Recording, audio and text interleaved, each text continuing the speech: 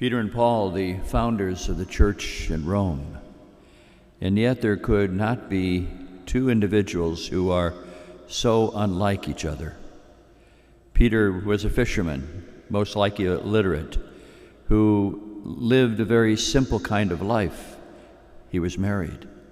Paul, on the other hand, was one who traveled a lot, who was very literate and seemed not to have his own family.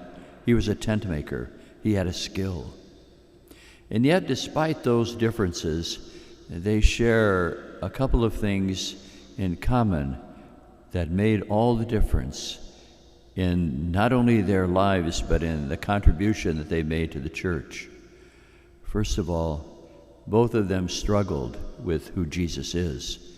Even though Peter got it right in answering the question that we hear in the gospel, that you are the Christ, the Son of the living God, he denied the Lord and so often tried to walk away.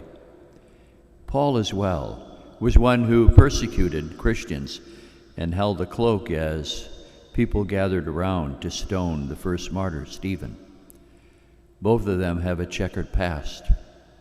But they also share in common that they experienced a kind of Passover. And in fact, as we hear in the first reading from Acts, what happened to Peter took place during a Passover, signaling for us that there was a dramatic change in their life, just like the first Passover, in which they both passed into a different kind of life, a different promised land, a different way of relating to life in the world.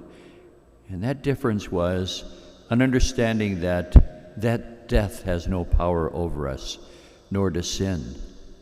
That with the Lord, things of the past are wiped away, and we're allowed the chance to begin anew. That really is the kind of experience and life that we should live. Yes, we say the creed about what we believe.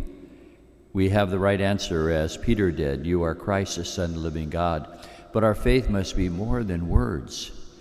It must also be rooted in a personal experience of realizing that the Lord has saved us time and again from our own foolishness, drawn us back in a way that gives us an opportunity to begin again. That is so very important in our faith life, to be in touch with those moments in which the Lord has rescued us, but also has given us the opportunity to put aside any fear that the Lord is not forgiving of us or not merciful, that we cannot begin again, but also the fear of death. You know, death has such a power over each one of us, to the point where we begin to panic in moments in which we fear loss. We have also grieving whenever we lose a loved one. But what the Lord tells us today in Peter and Paul is that in those moments in which he has saved us, we should see the beginning of the new life that he promises for all eternity, and put aside all fears of death, realizing that if we say that Jesus is the Christ, the Son of the living God, it really must be rooted in our belief that this risen Lord will in fact conquer all death. And so today, as we celebrate these two great pillars of the Church of Rome and of the Universal Church, let us keep in mind that each one of us have our own different path to the Lord, and surely never be judgmental of each other, or begin to think that a person is judged by the worst thing that they did, but rather that the Lord does reach out to each and every one of us, gives us a pathway forward, calls us to new life, and allows us to have not only words on our lips that Jesus is the Christ, the Son of the living God, but also in our own experiences where we have seen how the Lord time and again has saved us.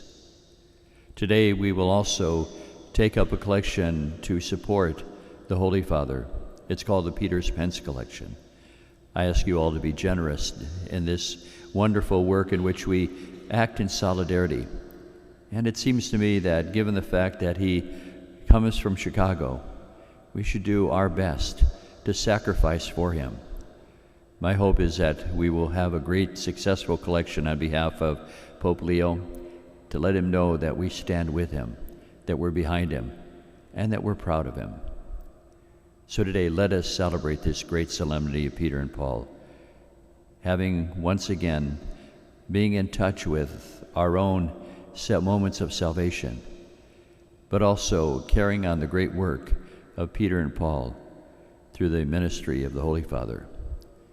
That is a wonderful way in which we can honor those great saints, but honor also the successor of Peter.